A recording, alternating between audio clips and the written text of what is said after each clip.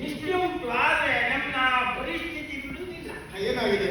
ಕೂತಲ್ಲೇ ನಮ್ಮನ್ನು ಎಳಿತಾ ಉಂಟು. ಯಾಕೆ ಸುಮ್ಮನೆ ಕೂತ ಸತ್ತಿದ್ದೆ, ಸಮಯ ಹಾಳು ಮಾಡಬೇಡ, ಅಲ್ಲೇ ಮಲಗು ಮಲಗು ಅಂತ ಮನಸ್ಸು ಹೇಳ್ತಾ ಉಂಟು. ಅದ್ಯಾಕೆ ಮಲಗಲಿಲ್ಲ? ವಿವೇಕ ನನ್ನನ್ನು ಎಚ್ಚರಿಸಿ. ಮಲಗಿದ್ರೆ ಸಂಬಳ ಸಿಗುವುದಿಲ್ಲ. ಆ ವಿಶ್ವಾಸ ಯಾಕೆಂದ್ರೆ ಎಲ್ಲೂ ನೋಡಿದ್ರು ಹದ್ದಿನ ಕಣ್ಣುಂಟು, ಅದು ನಿಮ್ಗೆ ಸುದ್ದಿ ಬರ್ತದೆ. ಆಗ ನೀವೆಷ್ಟು ಒಳ್ಳೆಯವರು ನಮಗೂ. ಯಾಕೆ ಇಲ್ಲಿ ಕೊರತೆ ಏನೂ ಇಲ್ಲ. ಲಂಕೆ ಸುವರ್ಣ ಲಂಕೆ. ಈಗ ಬದುಕಿದ್ರಾಯ್ತು, ಬಾಚಿದ್ರಾಯ್ತು, ಸಿಗುವುದೆಲ್ಲ ಬಂಗಾರ. ಆದರೆ ಯಾವ ಮಗನು ನಮ್ಮಲ್ಲ ಕೆಲಸ ಮಾಡಲಿಲ್ಲ.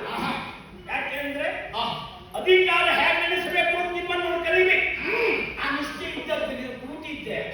ಹೊರಟು ಹೊರಟು ಹೊರಟು ಅಂತ ಸುದ್ದಿ ಬಂತು. ಯಾರು? ತರಬೇತಿಯಲ್ಲಿ ನಮ್ಮವರು ಬಂದ್ಕೊಂಡಿದ್ದಲ್ಲಿ ಯಜಮಾನ ಯಾವನವ ಹೇಳ್ತೆ. ನೀನು ಕಲಿತಿರ್ಲಿ, ಯಜಮಾನರೇ ಹೋಗುವುದು. ಈಗ ಎದ್ದು ಓಡ್ಲಿಕ್ಕೆ ಶುರು ಮಾಡಿದೆ. ಒಡೆಯ ಬೇಡ, ನೀವು ನಡ್ಕೊಂಡು ಹೋಗುವುದು ಒಂದೇ, ನಾವು ಹಾಕೊಂಡು ಹೋಗುವುದು. ನಮ್ಮ ವೇಗವೇ ಹಾಗೆ. ನಿಮ್ಮನ್ನು ಅನುಸರಿಸುವುದು ಕಷ್ಟ. ಆದ್ರೂ ಬಿಡಲಿಲ್ಲ. ನಮ್ಮವರಿಗೆ ಹೇಳ್ತೆ, ಹಿಡ್ಕೊಳ್ಳಿ ಬೊಂಬಾಯಿಗೆ ಹೇಳಿಕೊಂಡು ಎಲ್ಲ ನಿಮ್ಮನ್ನು ಅನುಸರಿಸಿ ಬಂದರು. ನೀವು ಮುಂದೆ ಹೋಗ್ತಾ ಇದ್ರಿ. ಆದ್ರೂ ಅಷ್ಟೊತ್ತಿಗೆ ತಿರುಗಿ ನೋಡಿದ್ರಿ, ಒಂದು ಮುತ್ಕೊಳ್ಳುವಾಗಿಷ್ಟು ಹಾಗಾದ್ರೆ ಈ ರಾತ್ರಿಯ ಕಾಲದಲ್ಲಿ, ಮಧ್ಯರಾತ್ರಿ ಕಾಲ, ಎಲ್ಲರೂ ಹಾಯಾಗಿ ನಿದ್ರಿಸ್ತಾ ಇದ್ದಾಗ ನಾನು ಮಾತ್ರ ಹೊರಟಿದ್ದೇನೆ.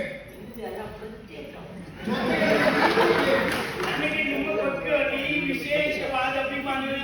ಯಾರೋ ಮಾಡಿದ್ದನ್ನ ನಾವು ಮಾಡುವುದರಿಂದ ಪ್ರಯೋಜನ ಇಲ್ಲ. 10 ಒಟ್ಟಿಗೆ 11 ನಾವು ಆಗುವುದಿಲ್ಲ. ಮತ್ತೆ ನಾವು ಮಾಡುವುದು ನೋಡಿದವು ಸತ್ತೋದ್ಮೇಲೆ ಮಾಡಬೇಕು.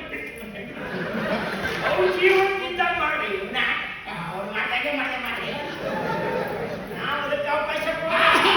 ಹಾಗಾಗಿ ಹೊರಟಿದ್ದೇನೆ. ನೀವು ಎದ್ದು ಹತ್ತಿದ್ರೆ ನನಗೆ ಆಶ್ಚರ್ಯ. ಏನು ಆಶ್ಚರ್ಯ? ಎಷ್ಟೊತ್ತಿಗೆ ಎಷ್ಟೊತ್ತಿಗೆ ಹೋಗ್ತೀರಿ, ಎಷ್ಟೊತ್ತಿಗೆ ಎಲ್ಲಿ ಏನು ಮಾಡ್ತೀರಿ. ಇವತ್ತಿನವರೆಗೆ ಲಂಕೆಲಿದ್ದವರಿಗೆ ಗೊತ್ತಾಗಿಲ್ಲ. ಹಾಗೆಲ್ಲ ನಾವು ಎದ್ದು ಹೋಗುವುದು, ಏನಾದ್ರು ಮಾಡುವುದು ನಿಮಗೆಲ್ಲ ಗೊತ್ತು ಮಾಡಿದ್ರೆ ಮತ್ತೆ ಉಳಿದ ದಿವಸಕ್ಕೆ ಹಾಗೆ ಮಾಡಲಿಕ್ಕೆ ಬಿಡ್ತೀರ?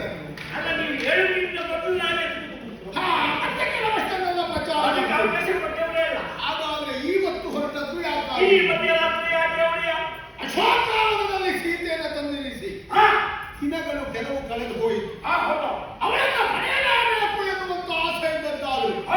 ಅದಕ್ಕಾಗಿ ನಾನು ಶ್ರಮ ವಹಿಸಿದ್ದು ಬಹಳ ಕಡಿಮೆ ಆಯಿತೆ ಅಂತ ಅನ್ನಿಸ್ತಾ ಇದೆ. ಅಲ್ಲ, ಅವಿಭಾಗದಲ್ಲಿ ಶ್ರಮ ವಹಿಸುವ ನೀವು ಅದಕ್ಕೆ ಬಂದುಬಿಡಿಲ್ಲ.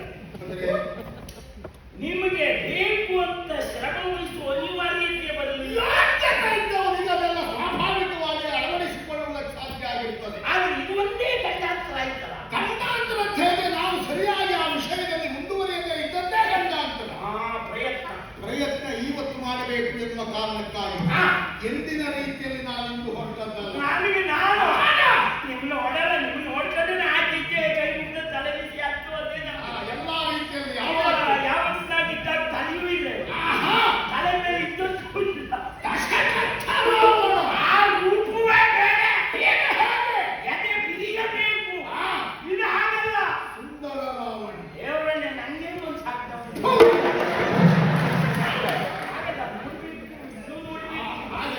ಉಳಿಸ್ಕೊಳ್ಬೇಕು. ಹಾಗಾದ್ರೆ ನೀವು ಇಷ್ಟು ಚಂದ ಕಲಿತೀರ.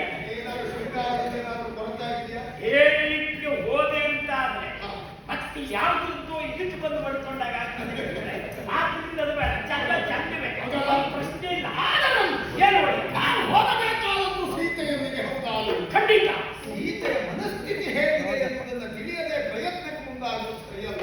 ನಾವು ಕಾಂತಿ ಮಕ್ಕಳು ಇಷ್ಟೆಲ್ಲ ಜಾಗ್ರತೆ ಮಾಡಲೇಬೇಕು. ಯಾಕೆಂದ್ರೆ ಅವರಿಗೆ ಮನಸ್ಸಿಲ್ಲದೆ ನಾವು ಬರುವ ವಿಷಯದಲ್ಲಿ ಅವರಿಗೆ ಒಪ್ಪಿತವಾಗದೇ ಇದ್ರೆ ಹೌದು, ಹೋಗಿ ಮತ್ತೆ ಕಾಲಿಗೆ ಇಡಲಾಗುವುದು ಬೇಡ.